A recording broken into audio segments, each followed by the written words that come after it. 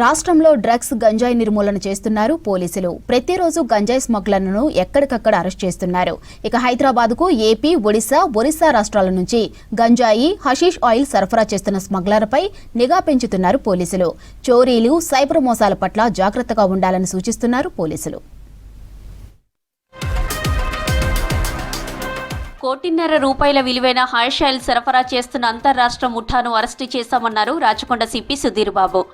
AP, Odisha రాష్ట్రాలకు చెందిన ఇద్దరి దగ్గర 5.1 కిలోల హ్యాష్ ఆయిల్ను సీజ్ చేశామని తెలిపారు. హ్యాష్ ఆయిల్ను ఒడిశా నుంచి హైదరాబాద్కు తీసుకొచ్చి విక్రయిస్తున్నారని తెలిపారు సిపి సుధీర్ బాబు.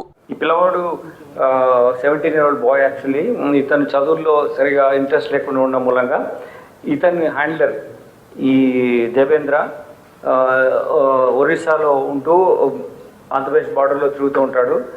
ఇతన్ని తీసుకొని వైజాగ్లో కూడా ఇటువంటి యాక్టివిటీస్లో ఇతన్ని వాడుకోవడం, సప్లై చేయడం అవన్నీ చేశారు ఈ నేరస్తులు. అతన్ని అక్కడ చేసిన తర్వాత అతని ద్వారానే హైదరాబాద్ లాంటి ప్రాంతాలను కూడా అమ్మడానికి తీసుకొచ్చినప్పుడు ఇది first time this boy had come to our place and we caught him. హైదరాబాద్లో జరిగిన చోరీ ఘటనను 5 రోజుల్లో ఛేదించామని తెలిపారు డీసీపీ శిల్పవల్లి. ఈ నెల 12న హెరిటేజ్ అపార్ట్మెంట్స్లో వృద్ధ దంపతులపై దాడి చేసి బంగారు ఆభరణాలను దోపిడీ చేసినట్లు దోమలగూడ పోలీసులకు ఫిర్యాదు చేశారు బాధితులు. ఇంట్లో కేర్ టేకర్ గోవర్ధన్ మిస్సింగ్తో అతడే దోపిడీకి పాల్పడినట్లు నిర్ధారించారు పోలీసులు. కృష్ణా జిల్లా కుందేరులో కేర్ టేకర్ గోవర్ధన్ను అరెస్టు చేశామన్నారు సెంట్రల్ జోన్ డీసీపీ శిల్పవల్లి. వీళ్ళని ఎవరు ఎలాగో రోజు వచ్చి చూసేది లేరు. ఒక కుక్క వచ్చి వెళ్ళిపోతే, సాయంత్రం వెళ్ళిపోతే మళ్ళీ నెక్స్ట్ రోజుకి వస్తుంది అని గమనించి ఆబ్వియస్గా అపార్ట్మెంట్స్లో మనం ఎవరు పక్కన ఏమవుతుందో పట్టించుకొని పరిస్థితులు కూడా అతను హీ అండర్స్టూడ్ దాట్. ఇవన్నీ చూసి ఎప్పుడైతే ఈ ఆన్లైన్ బెట్టింగ్స్ వీటిల్లో డబ్బులు అవసరం వచ్చాయో he found an opportunity to rob them.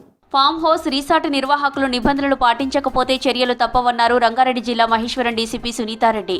యజమానులు, నిర్వాహకులు తప్పనిసరిగా అవసరమైన పార్టీలకు ఖచ్చితంగా అనుమతులు తీసుకుని ఫంక్షన్స్ ఏర్పాటు చేసుకోవాలని సూచించారు డీసీపీ సునీతారెడ్డి. సిపి ఆఫీస్ లో ఉన్నటువంటి అడ్మినిస్ట్రేటివ్ విభాగంలో ఉన్నటువంటి ఒక సెక్షన్ కి సంబంధించిన వాళ్ళు మీ రిజిస్ట్రేషన్ ప్రాసెస్ కానీ లేకపోతే మీరు చేస్తున్నటువంటి కార్యక్రమాలు ఏంటి అనే దాని మీద అది మినిమల్ గా ఈ చలానే వాట్ ఎవర్ ఇట్ ఈస్ ఏదైతే ఉంటుందో మినిమం ఫీతో పాటుగా రిజిస్ట్రేషన్ ప్రాసెస్ చేసుకుంటే మాకు కూడా ఈజీగా ఉంటుంది. దట్ యు ఆర్ రిజిస్టర్డ్ కాబట్టి మేము కూడా వచ్చి మీ దగ్గరికి వచ్చి యాక్టివిటీస్ ఏమైనా జరిగితే కనుక మేము కూడా ఒక్కొక్కసారి బీసీస్ని కానీ పెట్రోల్ వెహికల్స్ కానీ పంపించేసి. లండన్లో ఉన్న మీ కుమారుడికి యాక్సిడెంట్ అయిందని చెప్పి వృద్ధురాల నుంచి 35 లక్షలు వసూలు చేశారు సైబర్ నేరగాళ్లు.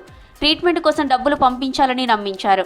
నిజమేనని నమ్మిన వృద్ధురాలు పలు దఫాలుగా 35 లక్షలు పంపించింది. ట్రీట్మెంట్ పొందుతున్న తమ కుమారుడు ఫోటోలు, వీడియోలను పంపించాలని రిక్వెస్ట్ చేసింది బాధితురాలు. అయితే సైబర్ నేరస్తులు ఫోటోలు పంపించకపోవడంతో అనుమానం వచ్చింది.